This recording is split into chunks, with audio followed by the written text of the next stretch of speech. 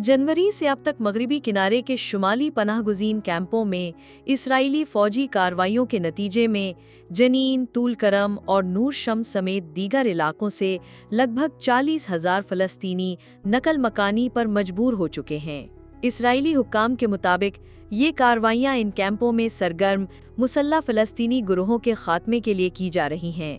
मई में Israeli forces ने तूल करम कैंप में 100 से ज़ायद मकानात को मुनहदम करने के मंसूबे से मुतल्लिक नक्शे तकसीम किए हैं।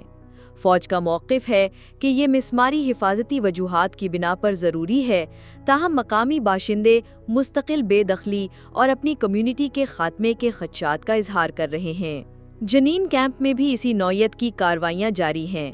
बुलडोज़र मकानात मुनहदम कर रहे हैं और नई सड़कें तामीर की जा रही हैं।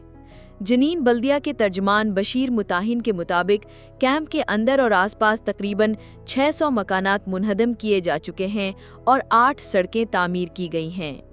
इस कार्रवाई के नतीजे में लगभग 22,000 अफराद बेघर हो चुके हैं, जबकि पानी और बिजली जैसा बुनियादी ढांचा भी मुकम्मल तौर पर तबाह कर दिया गया है।